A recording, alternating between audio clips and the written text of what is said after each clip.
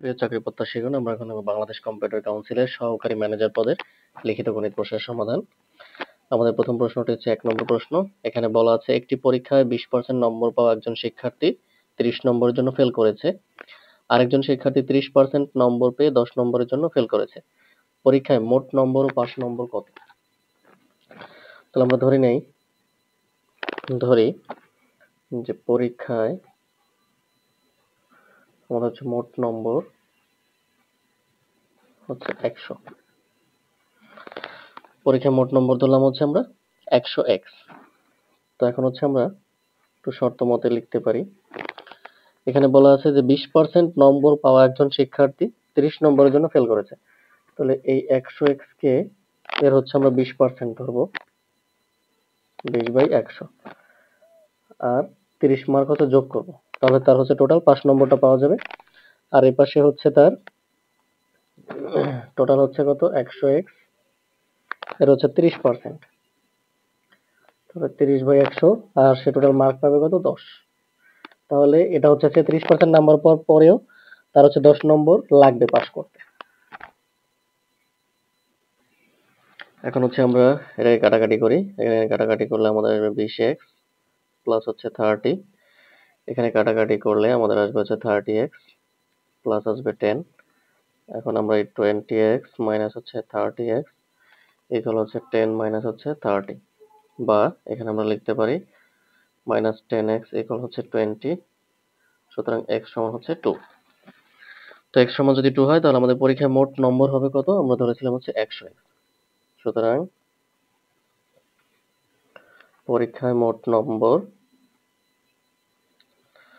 সমান হচ্ছে 100 গুণন হচ্ছে 2 সমান হচ্ছে 200।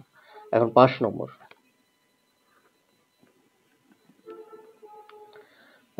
কত? এই প্রত্যেকটা হচ্ছে 5 নম্বর। এ পাশেও 5 নম্বর, এ পাশেও 5 নম্বর। আপনি যে পাশ থেকে নেন সমস্যা নেই। এই 20x প্লাস 30 নিলেও হবে, অথবা 30x প্লাস 10 নিলেও হবে। তাহলে 5 নম্বর কত হবে? 20 ইন্টু 2 প্লাস হচ্ছে 30। তাহলে আমাদের কত হয়? 40 আর হচ্ছে 30, সুতরাং হচ্ছে 70 নম্বর। এটি হচ্ছে আমাদের প্রশ্নের উত্তর।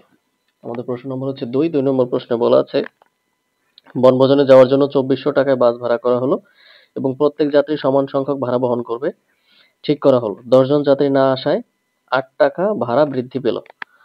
তো আমাদের জানতে চাওয়া হয়েছে যে পিকনিকে কতজন গিয়েছিল এবং ভাড়া কত টাকা করে পড়েছিল। এটা হচ্ছে আমাদের প্রশ্ন। তো আমরা ধরি পিকনিকে যাওয়ার কথা ছিল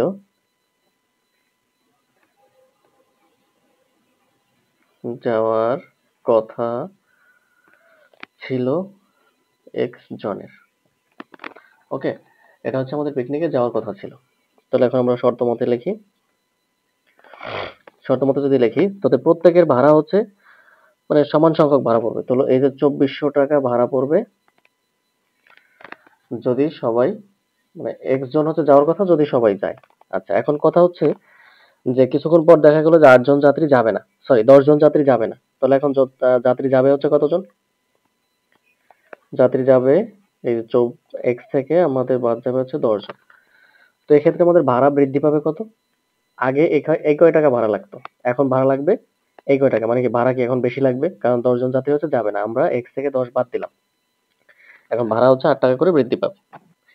এই এখন যদি আমরা এটাকে লসাগু করে আমরা যদি দেখি কি হয়, আমাদের এখানে হয় হচ্ছে x মাইনাস 10, কাটাকাটি গেল হয় হচ্ছে 2400x মাইনাস, কাটাকাটি যায়, এখানে হয়ে গেছে 2400x প্লাস হচ্ছে 24,000, এখানে হচ্ছে 8। তো এটা কাটা যায়, তাকে 2408 দ্বারা যদি আমরা 24,000 কে কাটি তাহলে হচ্ছে আমাদের 3000। তাহলে আমাদের x square minus 10x minus হচ্ছে 3000 সমান হচ্ছে 0, বা এখানে x স্কয়ার মাইনাস হচ্ছে 60x প্লাস আমরা দিব হচ্ছে 50x মাইনাস হচ্ছে 3000 সমান 0। আমাদের x মাইনাস হচ্ছে 60 প্লাস হচ্ছে আমাদের 50, x মাইনাস 60 ইকুয়াল হচ্ছে 0, বা x মাইনাস 60 ইকুয়াল হচ্ছে x প্লাস হচ্ছে 50 ইকুয়াল হচ্ছে 0। তো আমাদের হয় এখানে x মাইনাস 60 ইকুয়াল 0, অথবা আমাদের লিখতে হবে এক্স প্লাস 50 ইকুয়াল হচ্ছে 0, সুতরাং এক্স সমান হচ্ছে -50। তো এটা হওয়া সম্ভব না, সুতরাং আমাদের এখানে এক্স সমান হবে 60। তাহলে পিকনিকে যাওয়ার কথা ছিল হচ্ছে আমাদের কতজন? 60 জন। তো এখন পিকনিকে গেল কতজন? সুতরাং পিকনিকে গিয়েছিল, যাওয়ার কথা ছিল 60 জন, 10 জন গেল না, তাহলে গেল কতজন? 50 জন। এবং তাদের ভাড়া পড়েছিল,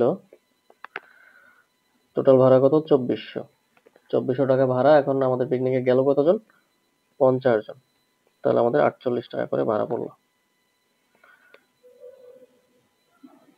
এটি হচ্ছে আমাদের উত্তর, 50 জন আর ভাড়া হচ্ছে 48 টাকা করে।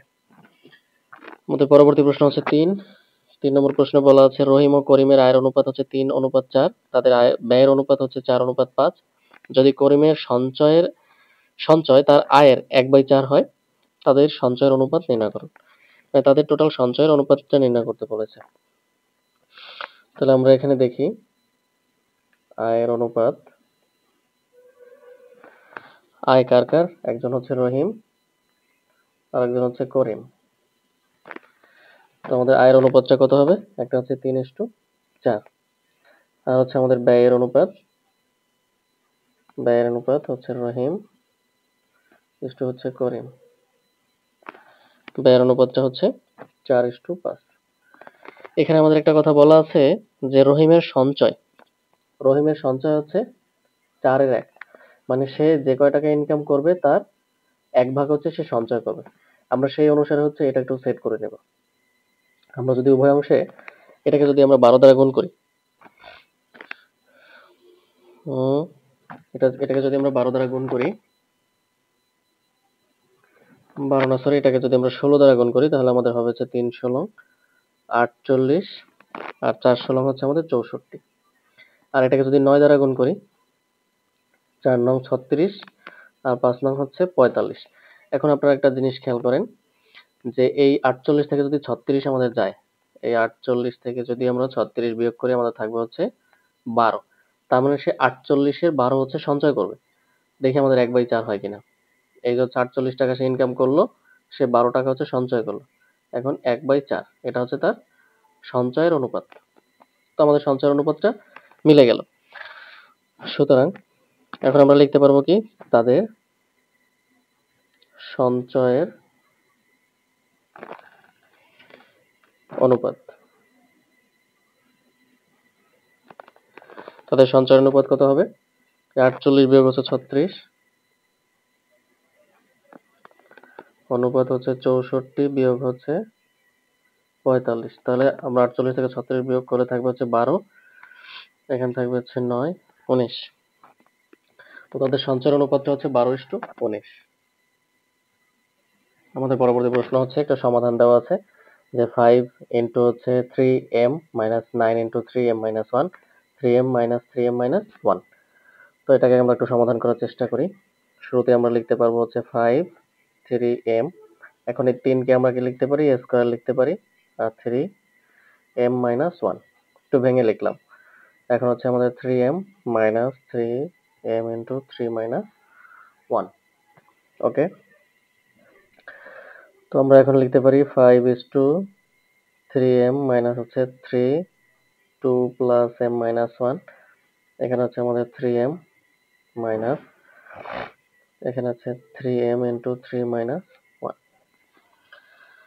তো এখানে যদি আমরা লিখি, আমাদের এই লাইনটা আবার সেম ভাবে লিখতে হবে, 3 to the power m minus হচ্ছে 3 ইন্টু এখান থেকে 1 প্লাস হচ্ছে m, আর আমাদের এখানে থাকবে 3m minus 3m into 3 to the power minus 1, বা এখানে হচ্ছে 5 3m মাইনাস হচ্ছে 3 1, বা আমরা শুধু 3 লিখতে পারি।